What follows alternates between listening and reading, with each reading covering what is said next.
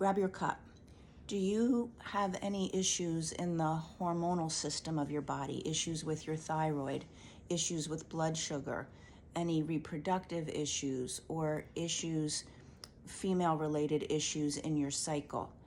I want to make sure that you understand the relationship between your endocrine system, which is all of your hormones, and the nervous system, because they are very, very, very closely linked, and they actually are synergistic. They influence each other for sure.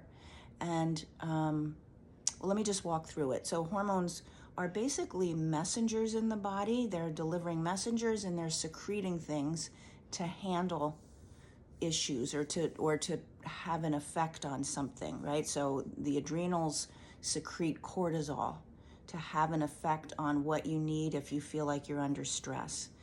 So let me just walk through each of I'm going to start at the top, each of the hormonal glands. So the hypothalamus is actually the link between the endocrine system and the nervous system.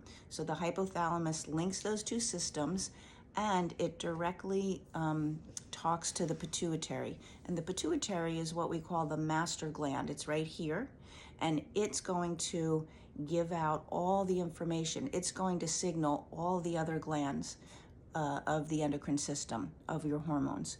So hypothalamus connected to nervous system, and it's talking to the pituitary that is then delivering messages to the rest of your glands.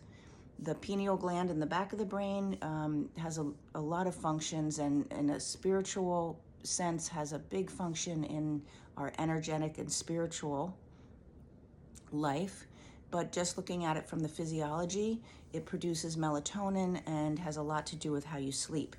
Your thyroid is right here, coming down the body, and that is really every single cell in your body has a receptor for thyroid hormone. It's like the thermometer, and it's constantly assessing how you're doing and then what cells need to produce more of something or turn it down, whatever. But it's like always responding to what's happening in your body. A lot of women in particular have thyroid issues, myself included.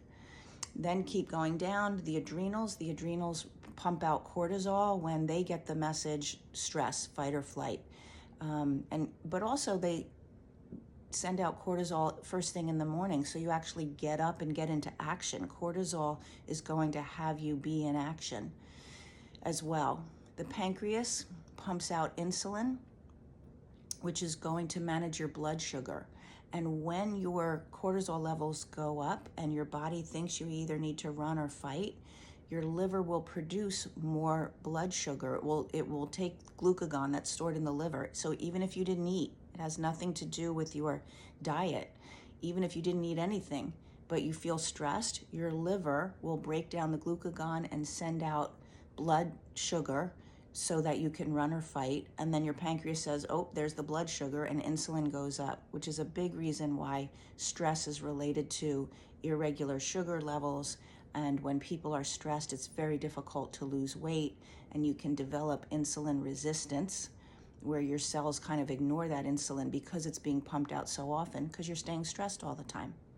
And then we have the ovaries, which are producing the hormones for reproduction.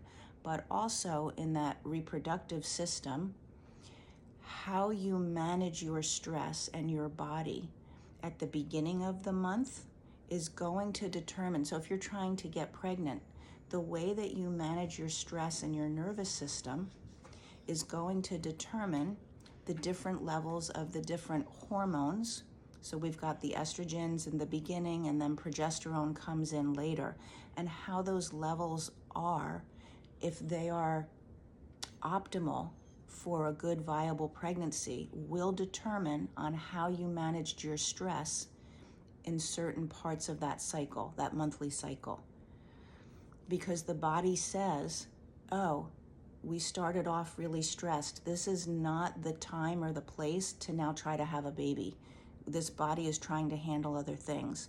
So on a reproductive level, right there is an easy way to see how the nervous system, thinking that you're stressed or being stressed, is going to tell the body, don't get pregnant. But then there's also the other issues besides pregnancy. that can show up, like just a lot of symptoms around your cycle every month, the PCOS or the dysmenorrhea, that whole set of symptoms with headaches and a lot of pain and all of those things. So anywhere that you have a hormonal issue, there's going to be a relationship with your nervous system. So in the past, especially when I was doing a more functional health work with people with their diets and chronic health issues, but focusing on the diets and the supplements and the adrenal support and the liver, when I was doing that kind of work, a lot of people said, well, it's just hormones. Or at different times in my life, the hormones just get wacky. And hormones are like a symphony. They really need to work together, and they're very in tune with what's going on in your body. But it's not an automatic, they're just going to be wacky. It doesn't mean menopause is a disaster. It doesn't mean just because your mother and your sister had terrible periods that you do too. What it means is that there's a way the system is functioning that is throwing that synergy off and kind of wreaking havoc in the smoothness and how things could be working. And that is coming from the nervous system. So if you have issues in the hormones and you haven't paid attention to how you manage your stress, and you think, I just have hormonal issues, or I just need to go on this pill, or I just have to suck it up and make it through menopause, I invite you to look at it a little bit differently. If you're struggling to get pregnant, you need to really, it's 100% related. They are so tightly hooked up to each other. I don't know how else to say it, the nervous system and the endocrine system. And if you're not paying attention to that, you're not going to be able to make a lot of headway. So that's one place in the physical body that the nervous system is, really running the show. It is actually true for all systems, but the hormones are a big thing. If you want to have a conversation, a free conversation about how do I do that? How do I actually get into my body where my nervous system resides and change that so that the messaging, starting right at the hypothalamus, that link between the two systems, how do I change that messaging right at the top so the whole cascade from the pituitary gland on down is getting different messages, and then therefore my hormones would be functioning differently? How do I do that? We would love to talk with you. Go ahead and put talk in the comments, and I'll make sure that I get you the calendar link and you can find a slot that works with you just to have a conversation. Okay?